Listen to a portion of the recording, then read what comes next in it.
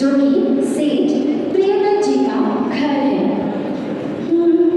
ब्रह्मचर्य की अद्भुत महिमा सुनो भव्य जन ध्यान से, सती शिरोमणि अनंतमती की गाथा जैन पुराण से। ये लाइन आप सभी को याद कर लेनी है और मेरे साथ गानी है हमेशा। कौन सी? सती शिरोमणि अनंतमती की सती शिरोमणि अनंतमती की गाथा जैन पुराण से। बहुत समय पहले चंपा नगरी में प्रियव्रत सेठ हुए, न्यायवान गुणवान बड़े धर्मात्मा धनवान थे। पुत्री एक अनंतमती उनके प्राणों से प्यारी थी। संस्कारों में पली परम निर्शील जीवंत दुलारी थी। सदाचार की दिव्य मूर्ति उन्नति करती ज्ञान से। सती शिरोमणि अनंतमती की सती शिरोमणि अनंतमती की गाथा जैन पुराण से। ये घर है सेठ प्रियव्रत जी का। अर्धरात्रि का समय हो गया है। बालिका अनंतमती अचानक उठकर ध्यान करने बैठ जाती है और तब उनकी माता अनवती का प्रवेश होता है।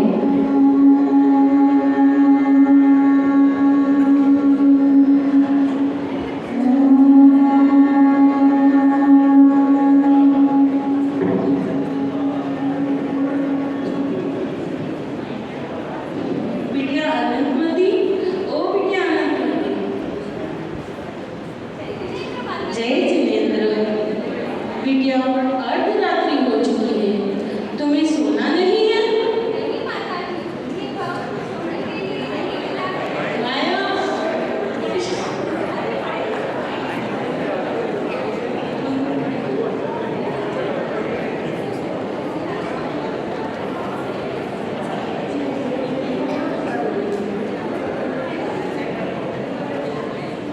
नॉर्मल माइक ले लो।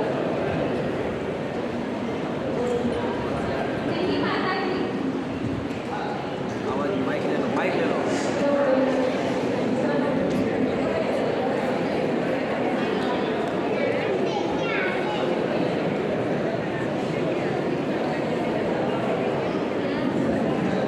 नहीं माताजी, ये भाव तो सोने के लिए नहीं मिला है। ये भाव तो मोह नींद से सोते हुए संसार से जागने के लिए मिला है। बिटिया तुम तो बड़ी गहरी बातें करती हो। नहीं माताजी, गहरी बातें तो मुनिराज करते हैं जो निरंतर अपने ज्ञान ध्यान तप में लीन रहते हैं। बिटिया क्या तुमने मुनिराज को देखा है? नहीं माताजी, मैंने मुनिराज को नहीं देखा, लेकिन मुझे उनका स्वरूप पता है जो निरंतर अपने तप ध्यान में लीन रहते हैं। क्या आप मुनिराज से मिलवाओगे? अवश्य पुत्री, किंतु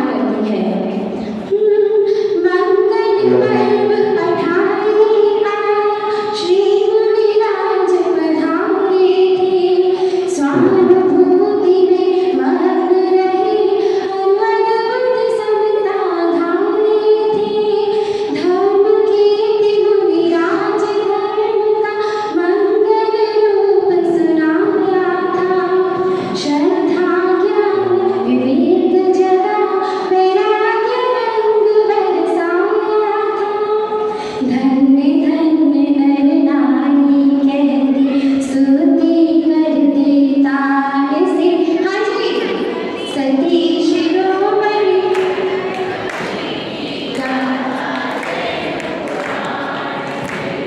सती शिरोमणि अनंतमती की गाथा जैन पुराण से।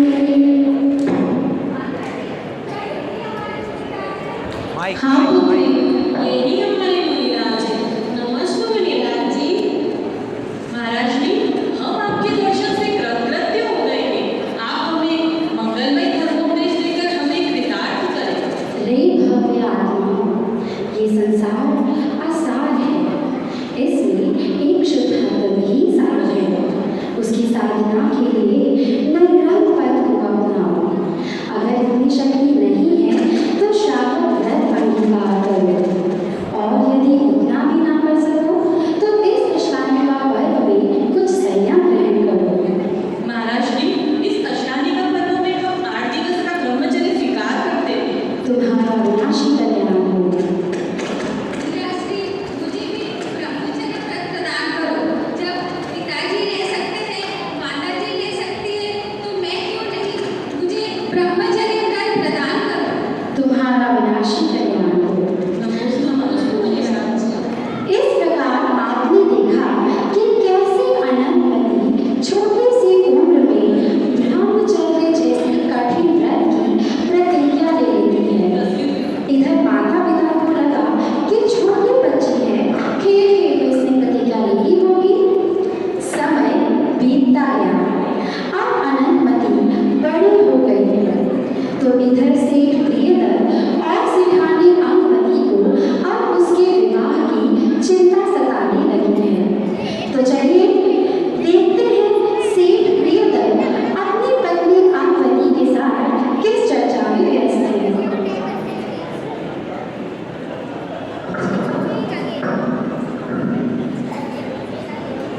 हे स्वामी, अब हमारी बुद्धि अनंत हो गई।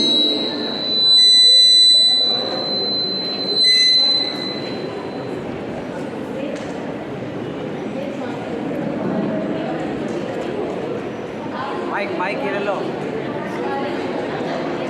माइक ये ले लो। हाँ, मैं भी यही विचार कर रहा था। सेठ धर्मचंद, उनके सुपुत्र धर्मपाल, जो कि बड़ा धर्मात्मा है, उनके यहाँ विवाह करूंगा अपनी बेटी अनंतमती का।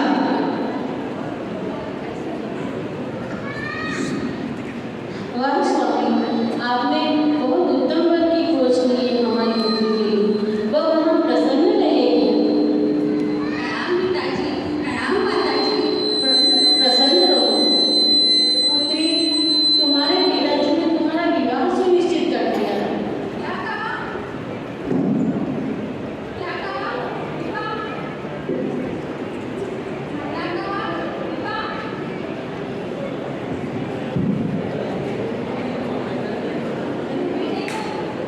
बचपन में मुनिराज के समक्ष ब्रह्मचर्य व्रत लिया था।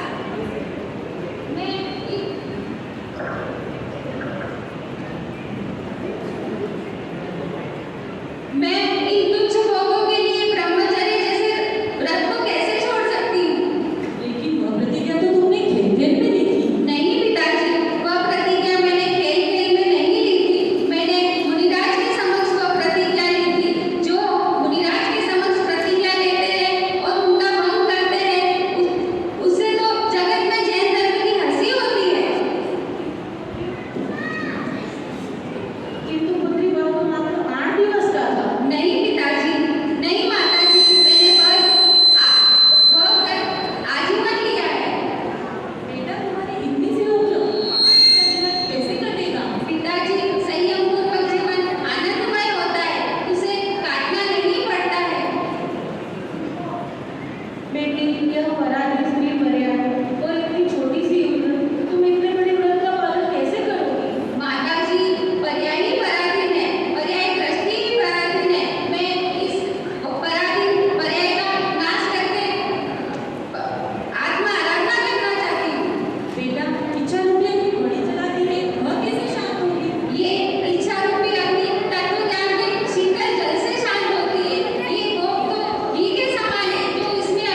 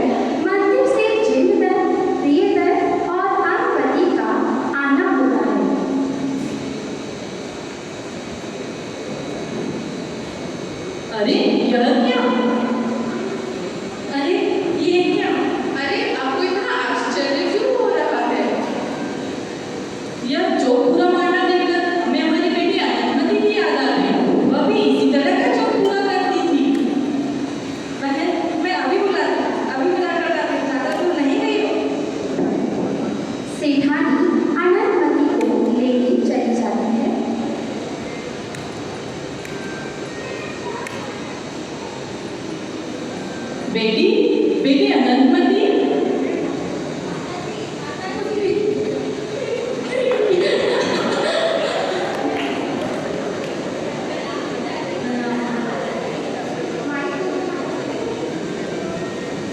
बेटी